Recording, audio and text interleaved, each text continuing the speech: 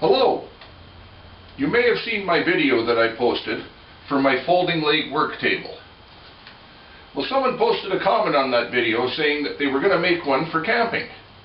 And I thought, hey, that's a pretty good idea. However, for my camping table, I'm going to make it a little bit different than this. To keep the weight down, I'm going to make it out of 1x3s instead of 2x3s. For the top, I'm just going to use a piece of 1/2 inch MDF instead of this 1/4 inch MDF and the piece of 5/8 plywood. I'm also going to eliminate the need for this brace down at the bottom by making the legs so they set out at a 10-degree angle. Now, I got this idea off the internet. I saw somebody else's table and they had the legs set out at an angle, and that kept it from folding up. The top part was pretty basic. I've just got these short ends so that they're inside of the long sides. As far as size goes, it depends on how big you want to make the table. Your maximum length generally is going to be 4 feet, and your maximum width 2 feet, that being the size of a 1/4 sheet of 1/2 inch MDF. In my case, I've made it 44 inches long by 16 wide. Now, you can go a little bit narrower than that if you want, but if you get too narrow, then your legs are going to get closer and closer together and you're going to lose stability. As far as length goes, generally about 3 feet would be about the shortest you could make this to make the legs fit in properly. But of course, that all depends on how long you make the legs. The holes for the leg bolts are centered into the side at 2 1/4 inches in from the end. And I drilled these holes, of course, before I screwed this all together.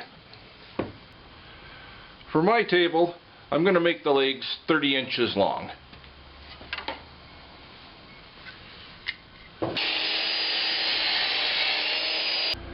One end of each leg needs to be cut at a 10-degree angle. Now, I could have done that at the same time that I was cutting them to length. Some of you guys might prefer to do it that way. Myself, I find it a little bit awkward to measure the length accurately if one end is cut at an angle.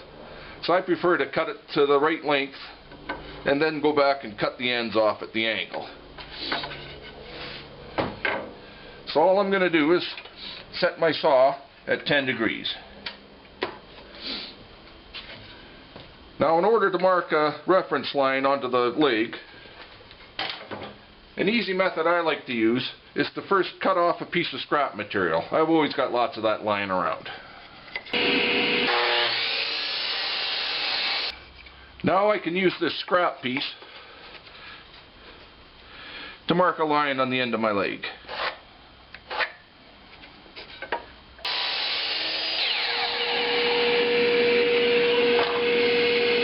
So one end of each leg is now cut at 10 degrees. The other end of each leg is going to have the hole for the bolt, and the leg's going to be rounded over. This 1x3 is 2 1/2 inches wide. So the hole for the leg bolts are going to be centered 1.25 inches in from the end. To find the center, I'm just going to use my handy marking tool. I'll set that to 2 1/2.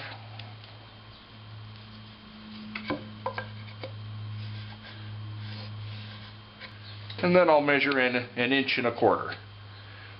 I'm also going to make a second mark at 1.25 inches plus about a 1/16. There's 1.25 inches. There's the other mark. I've got my compass set to 1.25 inches, and I'm going to put that on that lower mark. And mark a curve like so. The reason I set that back, that 1/16 of an inch, is that way the leg's not going to turn out to be too long and be rubbing against the top. When you drill the holes for the 1/4 inch leg bolts, make sure you line up on that mark that's at 1.25 inches, not the mark that's 1.25 inches plus the 1/16. I'll use the belt sander to round off the end of the leg.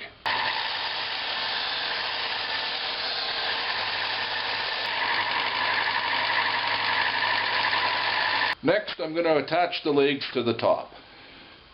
Just like on the big table, One set of legs goes on the inside. The other set of legs goes on the outside.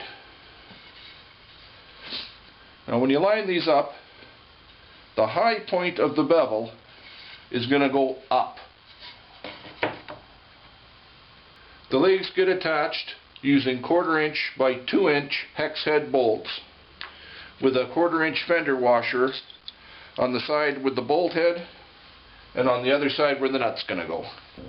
With the legs attached, I put a couple of clamps across to get everything nice and straight. Now I need to make some cross braces to go on these inside legs as well as the outside legs down towards the bottom somewheres. I'm going to make them out of 1x3, and they're going to be spaced up about 2.5 inches, so I'll just use another 1x3 to space them. So I'm going to go ahead and put those on just like so. The other end of the legs is going to get another cross brace. It's going to act like a stop when the legs unfold. Now if you want, you can use just a piece of 1x3 and it'll come up and butt against the edge of the table. But there will be a space here, and it's only going to be stopping along this one edge. Instead, I'm going to make some beveled stops using a piece of 1x4 that's cut down to size. You can see how this is beveled at a 10-degree angle. So when that's on there, it's going to be a lot more solid. I've cut a piece of 1x4 that's long enough for me to cut both my stops from. I've got my fence on the table saw set at 2.5 inches. So next I'm going to set the blade to 10 degrees. I've got the zero clearance stroke plate in, but seeing as it's only a 10-degree angle, I still should have enough clearance. If I was setting it to a higher, like 20 degrees or something, I'd probably have to put this other throat plate in.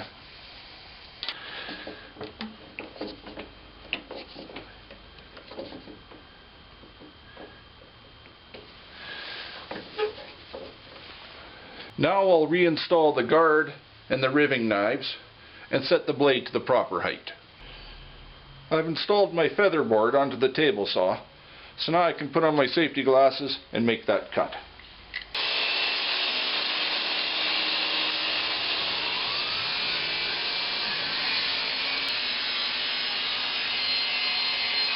I've used a couple of small clamps here to help hold this leg in place while I position the stop. And it's just a matter of taking that beveled edge, placing it so it's flat against the end. And once I get that all lined up, I'll clamp this on and then drill and screw it. And then I can do the same on the other end.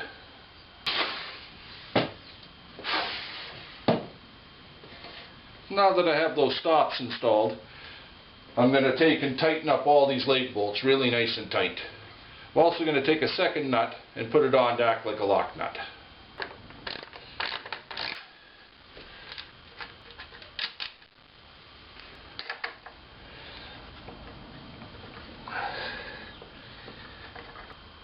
So that's the finished table. It's nice and light.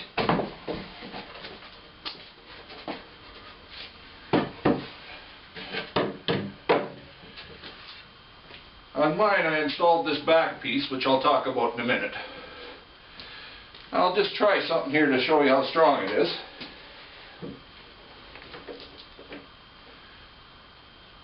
It's able to hold me, and I'm about 280 pounds.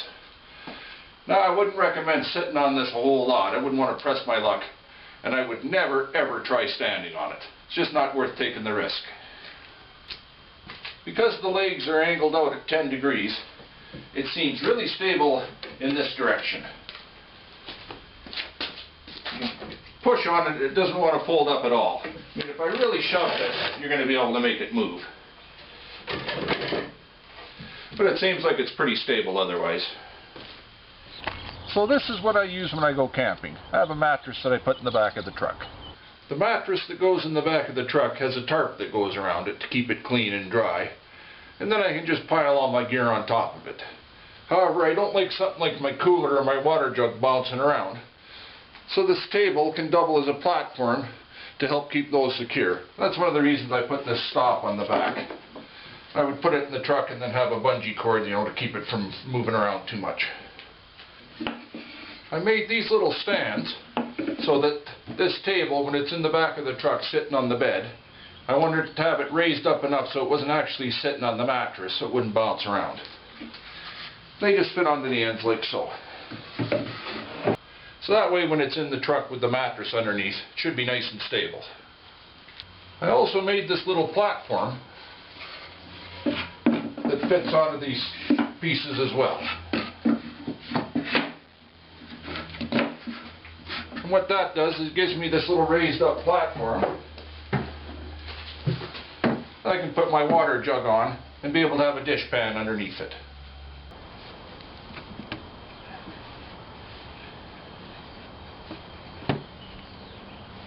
There, that looks like it's going to be pretty good.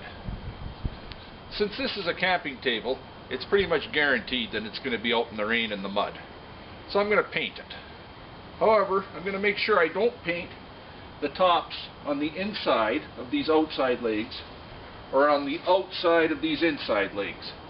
That way the paint won't stick and bind when the bolts are tightened back on. Thanks for watching.